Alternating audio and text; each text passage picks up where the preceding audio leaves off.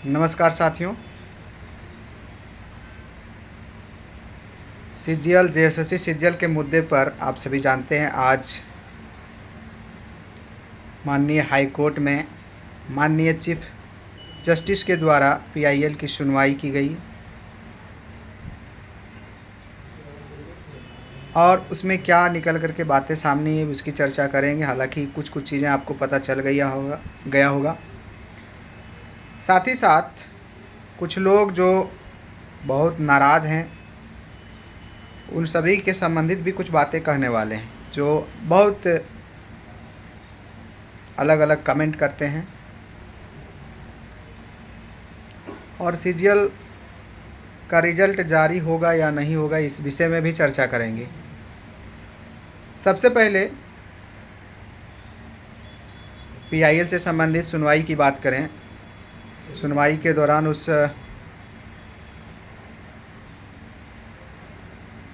Hall में मैं भी मौजूद था। तो सुनवाई जो हुआ वो थोड़ा सा उसमें हम लोगों का मैटर सीरियस लगा माननीय न्यायाधीश महोदय को, क्योंकि आपको बता दूं हम लोग का पीआईएल सुनवाई से पहले कई और भी सुनवाई हुई थी, उसमें और भी कई पीआईएल थे, जनहित याचिकाएँ थी। उन जनहित याचिकाओं को माननीय चीफ जस्टिस महोदय ने उतना सीरियस नहीं लिया। एकदम ये सच है, जो भी बताता हूँ आपको पता है वो सच बताता हूँ। लेकिन जब हम लोग का बारी आया तो हम लोग के मुद्दे को बहुत ध्यानपूर्वक उन्होंने सुना। हमारे जो वकील हैं अजीत कुमार जी, उनके द्वारा सारी पॉइंट्स को अच्छे से रखा गया। आपको बता दूं उसमें से क्या महत्वपूर्ण पॉइंट थे। जैसे सबसे पहले उन्होंने बताया सीजीएल पेपर लीक के बारे में रूबरू कराया। जो मामला होता है सबसे पहले उसी को बताना होता है। उसके बाद सीजीएल का एग्ज़ाम जनवरी महीना में जो पेपर लीक हुआ था उससे भी रूबरू करवाया गया। एग्ज़ाम के दौरान जो इंटरनेट बंद किया गया था उसे भी रूबरू करवाया गया। इसके अलावा जो हमारे एविडेंस जो देने वाले जो हमारे विद्यार्थी हैं उन एविडेंसों को भी बताया गया। ये सारी चीज़ें हमारे वकील महोदय ने सारी चीज़ें स्पष्ट तरीके से बता दी।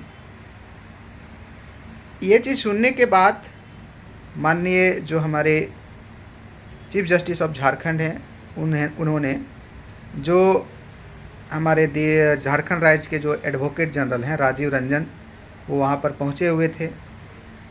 उनसे क्वेश्चन किया कि इस विषय में आप अभी तक क्या कर रहे हैं।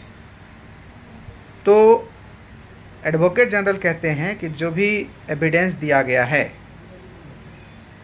वो सारे के सारे फेक हैं, वो सारे एविडेंस एक तरह से बेबुनियाद है, उसका कोई आधार नहीं है, कोई सच नहीं है, ये उनका कहना था। तो इस चीज़ पर फिर से माननीय न्यायाधीश महोदय ने कहा कि देखिए ये तो जांच का विषय है और इस पर आप लोग क्या किए हैं इसका हमको जवाब चाहिए। और जवाब मांगा गया है और इसके लिए उन्होंने 3 दिसंबर को टाइम दिया है। अब 3 दिसंबर का वह तारीख है जब झारखंड में बहुत सारी चीज़ें बदल चुकी होगी।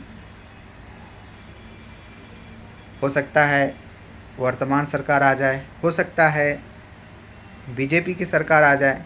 आप लोग जिसको पसंद करेंगे, जिसको चुनेंगे, जिसको समर्थन देंगे उसकी सरकार बन जाएगी। अब बात आती है कि सीजीएल रद्द होगा कि नहीं होगा। तो माननीय चीफ जस्टिस ने कहा कि जब तक कोड ऑफ कंडक्ट लागू है, आचार संहिता लागू है, तब तक कोई भी सरकार अपॉइंटमेंट नहीं कर सकती है। अपॉइंटमेंट से तात्पर्य यहाँ पर ये है कि जब तक आचार संहिता लागू है, यानी जब तक चुनाव का कार्यक्रम चल रहा है, तब तक कोई भी ज्वाइनिंग लेटर सरकार नहीं दे सकती है, नियुक्ति पत्र नहीं दे सकती है। रिजल्ट के बारे में उन्होंने कुछ टिप्पणी नहीं किया। हालांकि अप्रत्यक्ष रूप से इशारा जरूर था इस ओर कि आप रिजल्ट भी जारी नहीं कर सकते हैं। प्रत्यक्ष रूप से उन्होंने नहीं कहा, लेकिन अप्रत्यक्ष रूप से इशारा था कि अब रिजल्ट जारी नहीं कर सकते हैं। अब तो देखने वाली बात होगी कि ये जेएसएससी रिजल्ट जारी करती है या फिर माननीय जो हमारा हाई कोर्ट है उनके बातों को पहले मानती है। ये तो देखने वाली बात होगी। तो एक तो क्लियर हो गया होगा आपके माइंड में कि रिजल्ट के संदर्भ में कुछ भी कहना जल्दबाजी होगा। जारी हो भी सकता है, नहीं भी जारी हो सकता है, लेकिन नियुक्ति पत्र सरकार नहीं दे सकती है। अब देखिए, इस विषय में एक बात वहाँ पर उठा हाईकोर्ट में, वो था एफआईआर का मामला। तो एफआईआर आपको पता है हुआ है, सदर थाना में हुआ है। तो एफआईआर से संबंधित हम लोग रिसीवी मांगने गए थे, वो नहीं मिला। उसे भी बताया गया जज महोदय को, उनसे भी तो वो चीज़ को लेकर के भी वो कुछ नोट किए, अपना डायरी जो भी उनका रहता है। तो ये सारी चीज़ें आज हुई है और नेक्स्ट जो हियरिंग डेट है वो 3 दिसंबर है। तो 3 दिसंबर को हो सकता है विशेष चीज़ें हो, जो आपके लिए बेहतर हो वो चीज़ें हो। अब रही बात दूसरा जो मैंने बात किया था कि कई कमेंट्स आते हैं कि सर आप इतना फलना पार्टी का, बीजेपी का, फलना पार्टी का इतना सपोर्ट क्यों करते हैं। तो मैं उन सभी आलोचना करने वाले सारे जो हमें गलत समझ रहे हैं उन सभी को कह देता हूं कि 2019 में जब चुनाव था, उस चुनाव के क्रम में हमारा पूरा परिवार के साथ साथ अन्य सदस्य भी जो भी थे, रिश्तेदार, लगभग सभी ने जेएमएम को ही वोट दिया था, झारखंड मुक्ति मोर्चा को ही वोट दिया था, क्योंकि हम लोगों का भी पसंद था कि अपना आदमी रहेगा, लोकल आदमी रहेगा, बढ़िया से काम करेगा। और हमें पार्टी से कोई नफरत नहीं है, लेकिन आप ही सोचिए, मैं पढ़ाने के साथ साथ एक खुद भी तैयारी करता हूँ, आप लोग जानते हैं। जेपीएससी मेंस मैं भी 2 बार से लिख रहा हूँ। तो जब चीज़ें अपने अनुकूल नहीं होती है तो उसको गुस्सा ज़रूर आता है। मेरे जगह पर जो माननीय मुख्यमंत्री हैं, चाहे माननीय और भी जो सत्ता पार्टी के लोग रहते, तो उनको भी गुस्सा आता, क्योंकि ज़िंदगी बर्बाद हो रही है, हर चीज़ बर्बाद हो रहा है। हर कोई चाहता है कि पढ़ लिख करके कुछ बेहतर करें। ये चीज़ें जब नहीं हो पाती सबको दुख होता है। यही चीज़ें शायद रघुवर दास सरकार के कार्यकाल में भी हुआ था, जिसके कारण हम लोग उनका भी विरोध किए थे। तो मुझे कोई पार्टी पॉलिटिक्स के संदर्भ में कोई ज़्यादा ये नहीं है, लेकिन हाँ, हमारे पास विकल्प क्या है। हम आपको बहुत अपना मानते हैं, अभी भी अपना मानते हैं। आप अपने राज्य के हैं, आपका मूल निवासी हैं। हमसे उम्मीद थी कि कुछ करेंगे चाहे नहीं करेंगे, युवाओं के लिए बेहतर काम करेंगे, लेकिन इस दिशा में आपने क्या किया ये आपकी अंतरात्मा जानती है, आप खुद जानते हैं। तो स्टूडेंट के लिए और क्या विकल्प है। स्टूडेंट को जो बेहतर लगेगा, जो उनके लिए काम करेगा, उसी को तो पसंद करेंगे, उसी का। अब स्वाभाविक सी बात है, आप जिसको पसंद करते हैं उसको आप बेहतर मानते हैं, आपके लिए जो सोचता है उसको आप बेहतर मानते हैं। ये मानव ह्यूमन बीइंग का नेचर होता है। तो इस सिलसिला में हम फिर से कहेंगे कि कोई पार्टी पॉलिटिक्स में यदि कोई इंटरेस्ट लेता है, उसका एक हित जुड़ा होता है, और मेरा ये हित है। और मेरा नहीं, पर्सनली मेरा नहीं, हर एक स्टूडेंट का यही हित है कि उनके रोज़गार से संबंधित जो भी मुद्दे हैं उनको बेहतर तरीके से हल किया जाए। उनका जो आपसे कोई ज़्यादा नौकरी थोड़ी मांगा था, आप जितना सरकारी वैकेंसी था उसको आप निष्पक्ष तरीके से, करप्शन फ्री तरीके से आप सिलेक्शन करते। क्या जरूरी था किसी को आंदोलन करना, फिर से आपको सत्ता मिलती। तो ये सारी चीज़ें जो है, अब खुल करके जो यदि कोई कहता है तो आपको लगता है या फिर किन्हीं को लगता है कि कोई पार्टी से संबंधित है।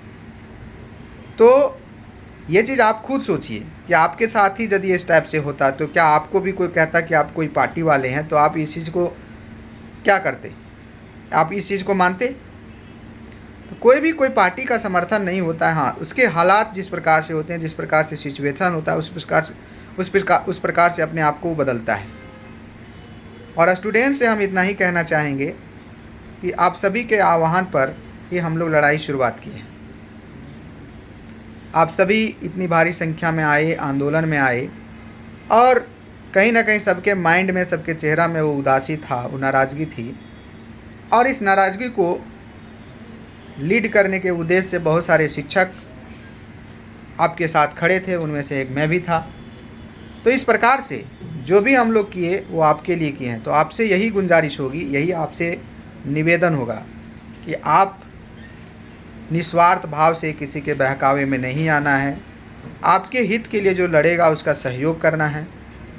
हमें कोई पर्सनल इंटरेस्ट नहीं है, हमको कोई मतलब नहीं, कोई भी जीते हमको उससे कोई एतराज़ नहीं।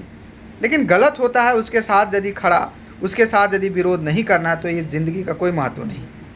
गांधी जी कितने बार उनको जेल भेजा गया, कितनी बार उनको अलग अलग तरीके से टॉर्चर किया गया। वो अंग्रेज़ ज़माना था जिसमें हमें आज़ादी भी नहीं मिली थी उस दौर में, जिसमें एक ऐसा सरकार था जो हमारा अपना नहीं था। अभी तो हमारा अपना सरकार है, और अपना सरकार गलत करे और हम आवाज़ ना उठाएं, ये तो फिर पढ़ लिख करके वही बात हो जाएगी ना कि अब किसी को अत्याचार देखते हुए आप सहन कर ले रहे हैं, अपना आने की आप भी अत्याचारी हैं।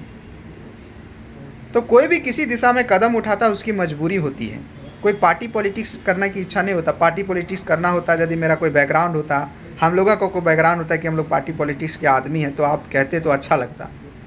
लेकिन ये शिक्षक का धर्म है, जो स्टूडेंट को पढ़ाता है उसके मंजिल के लिए वो काम करता है, उसको सही तक पहुंचाना। और आप यदि सही तरीके से काम नहीं करेंगे तो उसमें मेरा भी भविष्य खराब होगा, क्योंकि स्टूडेंट जब तक सफल नहीं होगा हमारा नाम क्यों लेगा। दिन ब दिन पढ़ाई लिखाई से लोगों का मन उठ जा रहा है, छोड़ रहे हैं पढ़ाई, त्रस्त हैं। कई लोग फ़ोन करते हैं कि सर हम लोगों का भी कुछ काम धंधा दिला दीजिए, रांची वगैरह में जहाँ पर भी कुछ काम धंधा दिला दीजिए, हम लोग भी करेंगे, अब तो ज़िंदगी ख़राब हो चली है। तो ये सारी चीज़ सुनने के बाद आदमी का अपना ज़िंदगी से मोह माया ख़त्म हो जाता है। आप जो भी आलोचना करते हैं उसको खुद को मेरे जगह पर रखिए, एक शिक्षक के जगह पर रखिए, एक विद्यार्थी के जगह पर रखिए, फिर आपको समझ में आएगा कि आप सही हैं कि आप गलत हैं। उसके बाद किसी को आलोचना कीजिए। आलोचना करने की आपकी आज़ादी, आपको कॉन्स्टिट्यूशन ही आज़ादी देता है। लेकिन याद रखिए, ये धरती में कोई परमानेंट जीने के लिए नहीं आया है। सबका एक निश्चित कालक्रम है, सबका एक निश्चित ये है। लेकिन ये सभी का हिसाब ऊपर वाला ज़रूर लेता है। यदि थोड़ा बहुत प्रकृति में शक्ति है वो ज़रूर हिसाब लेता है। इस चीज़ को अमेरिका जैसा वैज्ञानिक संस्था नासा ने भी माना है। तो यही हम कहेंगे कि जो भी सबके हित में है वो काम किया जाए। और छात्र को हमेशा कहते आएँ और फिर से कहेंगे कि आप सभी की जो सहभागी है, आप सभी का जो सहयोग है वो निरंतर बना रहेगा, तभी हम लोग लड़ाई जीत पाएंगे। अदरवाइज जो चल रहा है वो चलता रहेगा। तो फिर से मिलेंगे और भी कुछ अपडेट के साथ। तब तक all the best. Thank you so much. जोहार।